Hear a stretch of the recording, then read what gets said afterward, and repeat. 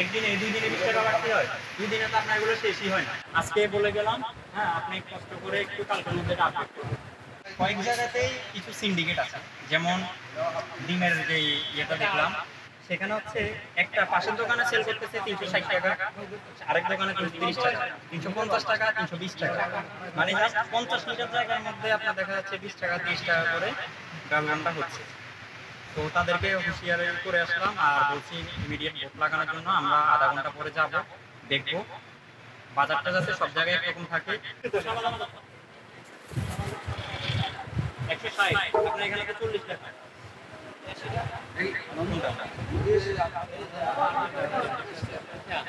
আমি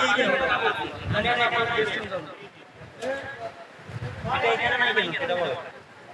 খোসা বাদাম দেশি বিদেশি দেয় সেটা লিখেন না কেন? এখানে লিখে নাই কেন তাহলে? যে মানে মূল আড়তদার বা যে মূলত বিক্রি করতে সে বলে 330 টাকা, যাকে দোকানে রেখে গেছে সে বিক্রি করতে 350 টাকা, সে নাকি জানেও পর্যন্ত না যেটা 350 বিক্রি হচ্ছে। তা 20 টাকার ডিফারেন্স সে জানে না, এটা মানে যদি বুঝায় একটা মানুষ বুঝার মতন জিনিস। প্রতিদিন মনিটরিং করাটা হয়তো আমাদের জন্য সম্ভব হয়ে উঠবে না, কারণ দুদিন পরে যার যার স্কুল কলেজ বা যে ভার্সিটিতে আছে তাদের সব খুলে যাবে, আমাদের সম্ভব হবে না প্রতিদিন আসা। কিন্তু আমরা কবে আসলে তারাও এটাও জানতে পারবে না, মানে তাদেরকে ওই আইডিয়াটাও রাখতে দিব না আমরা। এমন আছে আমরা কালকে বিকালেও আসতে পারি, কালকে দুপুরেও আসতে পারি, কালকে সকালেও আসতে পারি, আজকে বিকেলে আসতে কোনো নিশ্চয়তা নেই। সিন্ডিকেটের আরেকটা কথা আছে, আওয়ামী লীগের এত বড় নেতা, ওই বড় নেতা এসে আমাদের কাছ থেকে এই টাকা নিয়ে যেত, আমার এখানে এতটুকু জায়গার জন্য 500 টাকা নিত, আমার এতটুকু জায়গার জন্য এত টাকা নিত। তো এই জায়গাটা আমি মনে করি বেকার বাবা না। তারপর হচ্ছে এই জিনিসটা এখন করতে গেলে ওই সিন্ডিকেট, ওই দালালগুলোকে আগে আমাদেরকে ধরতে হবে, যারা এই দামগুলো বাড়ায়। তাদের তো আর দোষ নেই, তারাও কোনো জায়গায় কোনো ভাবে হেনস্থা হচ্ছে, তারা হেনস্থা হয়ে কি করতেছে, সাধারণ মানুষদেরকে হেনস্থা করতেছে। তো আমরা সবগুলোই দেখবো, সবাইকেই ধরবো, ইনশাল্লাহ চেষ্টা করতে থাকি আমরা। এই মুহূর্তে যদি কেউ অরাজকতা সৃষ্টি করে তারা থানায় গিয়ে অভিযোগ করতে পারবে, এবং পরিচয় যারা করছে সেগুলো তাদের অভিযোগ সহ অবশ্যই হচ্ছে যে থানায় অভিযোগ করবে।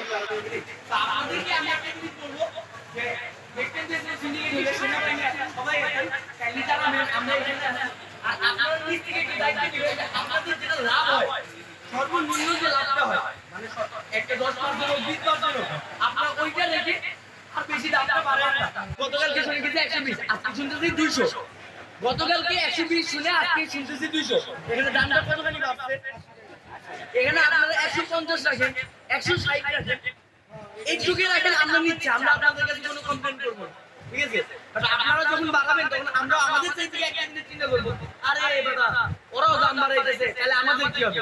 এখানে তো আপনাদের সরকার থেকে কোনো নির্দেশ আসতেছিল যে আপনারা দাম বাড়ান, রাইট? সো আপনারা এটাই আপনাদের যতটুকু পসিবল অতটুকু রেখে এর উপরে আর দাম বাড়াবেন, তাহলে আপনারা আপনাদের সাইড থেকে আপনারা সঠিক, আমাদের সাইড থেকে আমরা সঠিক।